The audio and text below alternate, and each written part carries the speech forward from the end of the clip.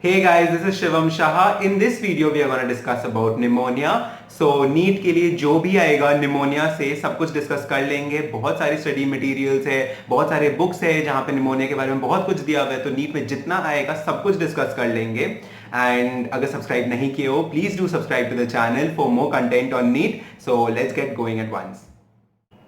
Pneumonia, so pneumonia is a bacterial disease and इसका causative agent, pathogen, disease causing organism सिर्फ दो याद रखना है। एक है हेमोफिलस इन्फ्लुएंजा, दूसरा है स्ट्रेप्टोकोकस निमोनी।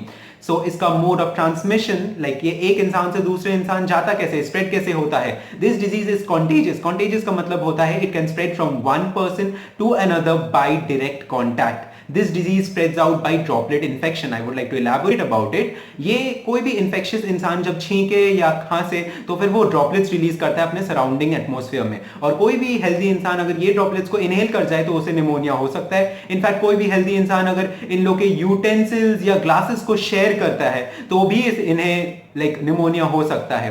एक और मोड ऑफ ट्रांसमिशन का पॉइंट जो एनसीईआरटी में मेंशन्ड है, that is aerosol infection. Aerosol का मतलब हम लोग सरफेस केमिस्ट्री में पढ़े थे। सरफेस केमिस्ट्री में हम लोग पढ़े थे कि एरोसोल का मतलब ये होता है कि suspended solid particles in the atmosphere. Suspended solid particles को अगर हम लोग रेफर करें बैक्टीरिया से, so the bacteria which causes pneumonia, if that is present in the atmosphere, तो फिर निमोनिया तो हो सकता है कोई भी हेल्दी इंसान को जो भी इसे इनहेल करे। सो ये जो बैक्टीरिया है ये सीधा जाके हम लोग के लोअर रेस्पिरेटरी ट्रैक्ट को इन्फेक्ट करता है। ये पॉइंट काफी ज्यादा इंपॉर्टेंट है। I tell you why, because ये कॉमन कोल्ड में अपर रेस्पिरेटरी ट्रैक्ट इन्फेक्ट होता है और निमोनिया में लोअर रेस्पिरेटरी ट्रैक्ट इन्फेक्ट होता है, जहां पे एल्वियोलाई को इंक्लूड करते हैं हम लोग, एल्वियोलाई स्पेशली, और which is present inside the lungs. अब एल्वियोलाई को इन्फेक्ट जब करता है तो फिर इनेट इम्यूनिटी सिस्टम चुप थोड़ी रहेगा। वो इनेट इम्यूनिटी सिस्टम वो इम्यूनिटी सिस्टम है जो नॉन स्पेसिफिक होता है, जो बाय बर्थ सब में प्रेजेंट होता है। So that is the innate immunity system, और वो म्यूकस सेल्स रिलीज करता है इस समय। म्यूकस सेल्स जब रिलीज करता है तो फिर गेशियस एक्सचेंज में काफी सारे डिफरेंसेस नोटिस करते हैं। हम लोग पढ़े हैं कि एल्वियोलर मेम्ब्रेन के थ्रू गेशियस एक्सचेंज काफी स्मूथली होता है। बट अब जब म्यूकस सेल्स रिलीज हो गए, म्यूकस वो जो चिपचिपा सा फ्लूइड होता है वो क्या करता है, ये गेशियस एक्सचेंज को डिसरप्ट कर देता है। So we can conclude that on this condition of pneumonia, when mucus cells are released by the alveoli, the gaseous exchange is decreased through the alveolar membrane. और ये सब हो जाने के बाद because this is a respiratory disorder, cough तो होना ही है। कफ अगर बार बार हो तो सांस आने बंद हो जाएगी। तो this condition is also called breathlessness.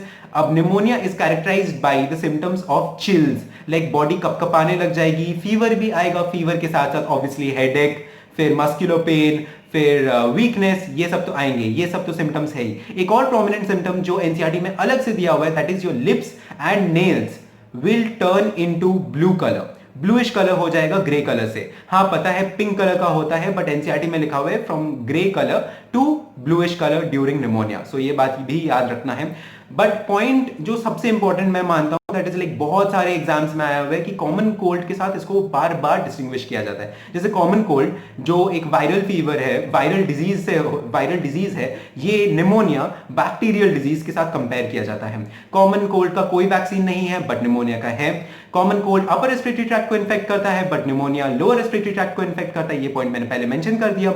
और एक बात, एंटीबायोटिक्स दिया जाता है निमोनिया को क्योर करने के लिए, but it is not a curative measure for common cold, but हम लोग देते हैं बिकॉज सिम्टम्स को समहाउ सबसाइड करता है।